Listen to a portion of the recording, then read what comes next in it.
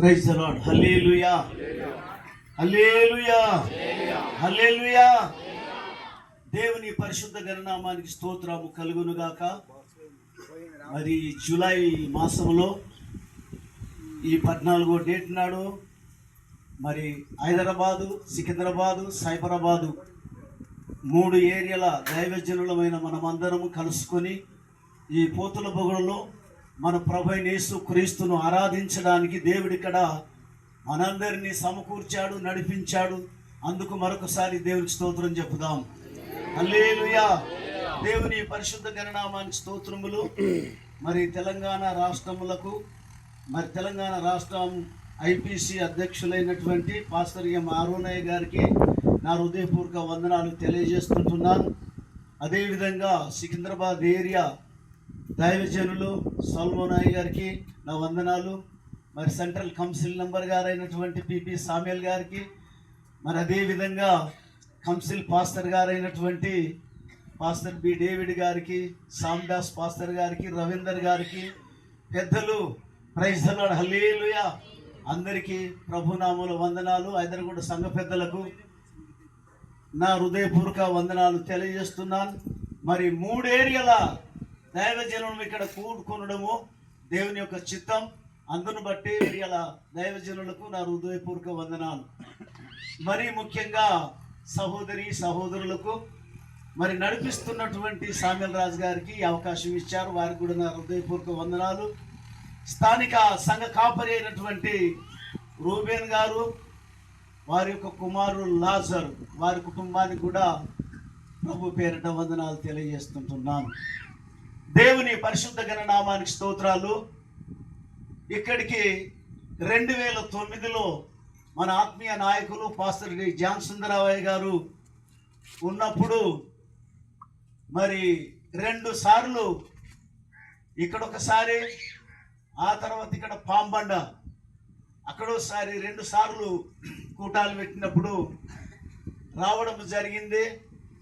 అప్పుడు వచ్చినప్పుడు ఈ ప్రాంతంలో ఇలాంటి ఇండ్లు త్రోవంటి ఏమి కనబడలేదు. ఇదంతా ఓపెన్గా ఉండే, ఉట్టిదే ఉండే. ఈ రోడ్డు పొంటే అంత కూడా పాస్టర్ గారు ఇక్కడ పెట్టిండు ఒక్కోటి. ఇక్కడ ఒక ఇల్లు లేదు, ఏమి లేదు, ఊరు చూస్తే అక్కడ ఉన్నదని మనసులో అనుకున్నాం. కానీ దేవుని మహాకృపను బట్టి మేము వస్తున్నప్పుడు ఎటు చూసినా బిల్డింగులు, ఫామ్ హౌజులు, కంపెనీలే కనిపిస్తూ ఉంటున్నాయి. దేవుడు గొప్పగా ఆశీర్వదించినందుకు దేవాది దేవునికి స్తోత్రం చెప్పుదాం. హల్లెలూయా.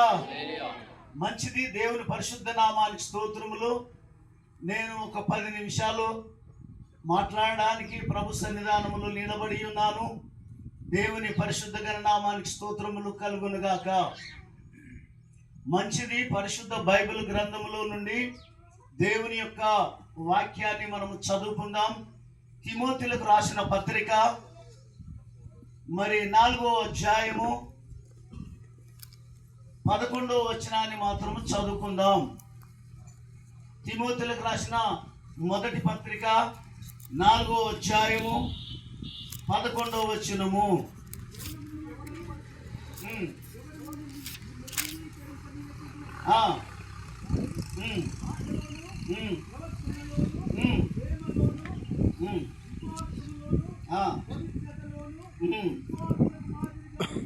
చాలు. ప్రైజ్ ది లార్డ్ హల్లెలూయా. చిన్న ప్రార్థన. పరిశుద్ధుడైన మా పరమ తండ్రి, దేవాని ఘనమైన నామానికి స్తుతులు స్తోత్రాలు చెల్లిస్తుంటున్నాం. అలుపుని మరి ఇక్కడ మట్టిని అంతలో మాయమైపోయే ఆవిరిని అయినా ఇక్కడ మీరు నిలబెట్టినందుకు పరిశుద్ధాత్మ దేవా నీకు లెక్కలేని స్తుతులు స్తోత్రాలు చెల్లిస్తుంటున్నాం. మీరే మాట్లాడండి. మీ సన్నిధి ఇక్కడ ఉన్నది. మీరు మమ్మల్ని అందరినీ చూస్తున్నారు. అందుకు నీకు స్తోత్రములు చెల్లిస్తున్నాము తండ్రి. నీవు దర్శించి మాట్లాడమని మా రక్షకుడు మా ప్రభువైన యేసు నామములో అడుగుతున్నాము తండ్రి. మంచిది. దేవుని పరిశుద్ధ గణనామానికి స్తోత్రములు. అపోస్తలుడైన పౌలు భక్తుడు తిమోతిలకు రాసిన మొదటి పత్రిక 4వ అధ్యాయము 11వ వచనము మనము చదివాము. అక్కడ చాలా విషయాలు కనిపిస్తుంటున్నాయి. ఇక్కడ ఉన్నటువంటి మరి తన ఆత్మీయ కుమారుడు యవన సేవకుడు తిమోతి గారి విషయంలో అపోస్తుడైన పౌలు ఈ విధంగా రాస్తున్నాడు. దేవునికి స్తోత్రం.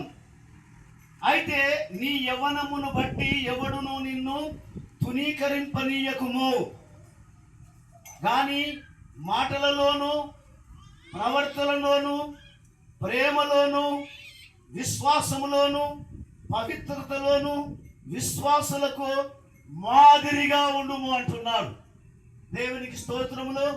ఇక్కడ చూసినట్లయితే మరి 5 విషయాలను తెలియజేస్తున్నాడు.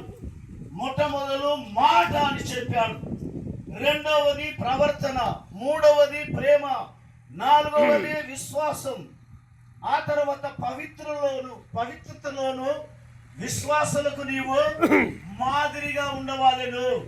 నువ్వు సంఘంలో నడిపిస్తున్నావు, సంఘానికి నువ్వు కాపరిగా ఉంటున్నావు కనుక చాలా జాగ్రత్తగా ఉండాలని చెప్పేసి హెచ్చరిక చేస్తూ ఉంటున్నాడు. దేవుని పరిశుద్ధ నామానికి స్తోత్రములు. కనుక ఈ యొక్క తిమోతి గారు యవనస్తుడు. అయితే తిమోతి అనగా దేవుణ్ణి గౌరవించువాడు. దేవునికి స్తోత్రం. రెండవది ఇష్టుడు.